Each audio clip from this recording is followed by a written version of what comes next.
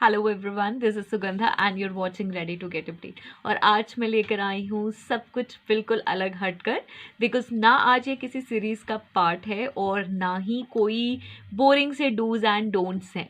आज मैं लेकर आई हूँ कुछ मन की बात। यस, कुछ टाइम पहले मैंने शुरू की थी मन की बात सीरीज़, जिसमें अभी तक कोई भी सेशन, कोई भी वीडियो नहीं आया है।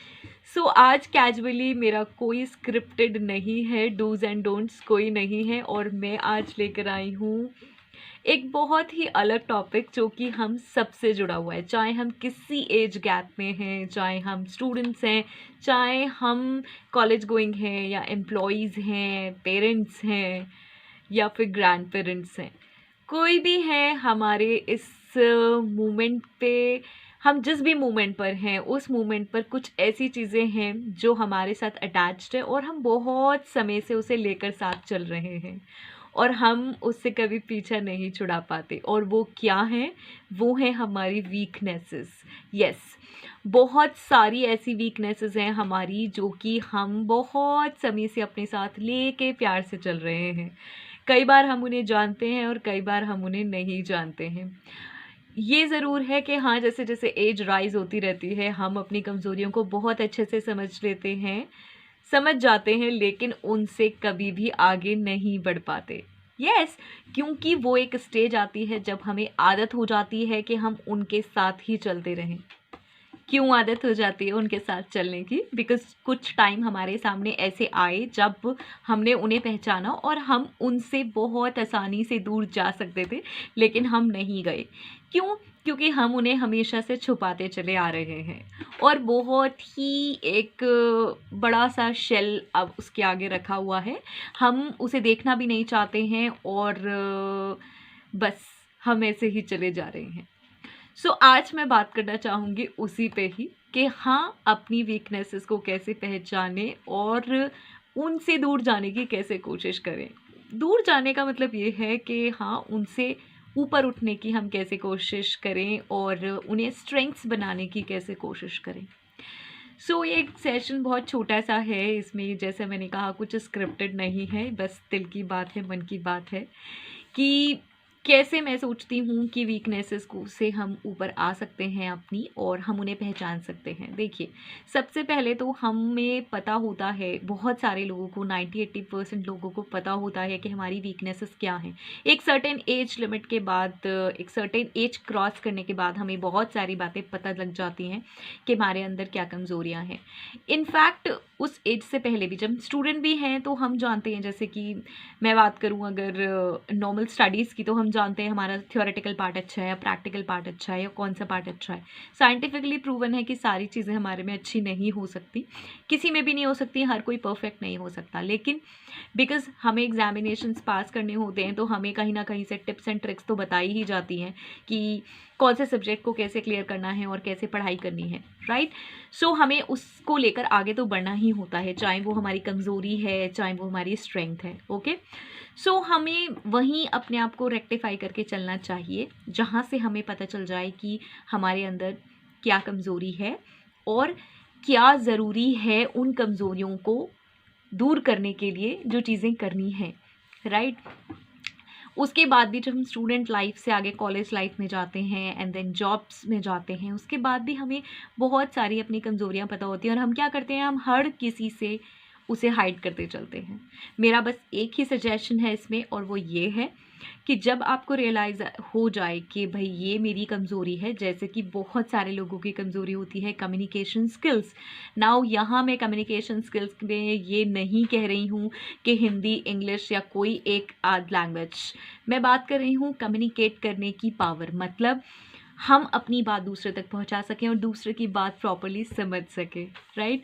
सो वो होता है अच्छा कम्युनिकेशन स्किल्स। बट क्या होता है कि हम शुरू से ही, जब हम जानते भी हैं कि हम स्कूल में भी वो नहीं डेवलप कर पाए हैं, तभी जब हम बड़े होते हैं तो बहुत बार उसको नहीं फॉलो करते हैं, जो कि बहुत गलत है।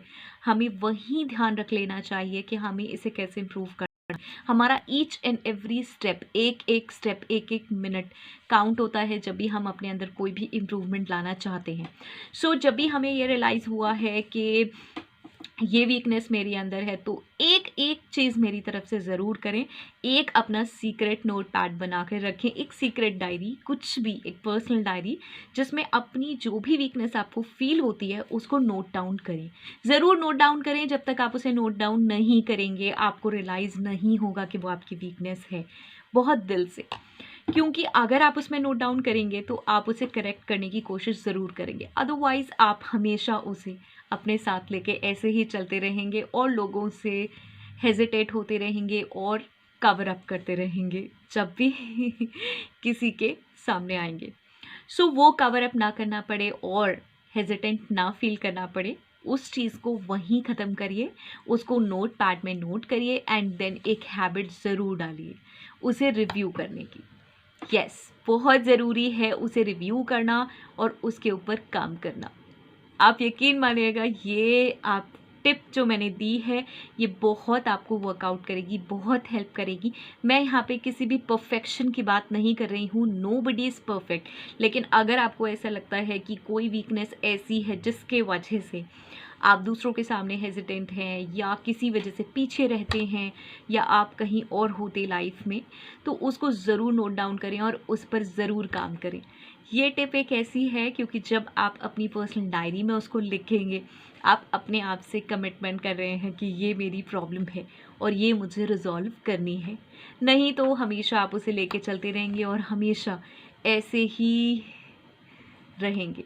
ओके, सो ये मेरी तरफ से एक छोटी सी टिप है अपनी वीकनेस से आगे बढ़ने की, उससे दूर जाने की और उसे एक स्ट्रेंथ में कन्वर्ट करने की। क्योंकि जब भी हम किसी चीज़ पर स्पेसिफिकली काम करते हैं तो हमें पता नहीं चलता, कुछ दिन बाद और कुछ ईयर्स बाद हम उसके परफेक्ट होते जाते हैं। परफेक्ट डजंट मीन कि 100% हम उसमें एक्सपर्ट हो जाएंगे, लेकिन बहुत ज़्यादा जब हम किसी एक चीज़ पे काम कर रहे हैं, अपनी एक चीज़ पे, 2 चीज़ पे या 3 चीज़ पे ही काम कर रहे हैं, तो ज़रूर वो इम्प्रूव होगी और ज़रूर डिफरेंस लाएगी, राइट। सो मेरी तरफ से आज इतना ही। अपनी वीकनेसेस और उस पे काम ज़रूर करें, उसे नोट डाउन करें और फिर उसे रिव्यू करें और उस पे काम करें।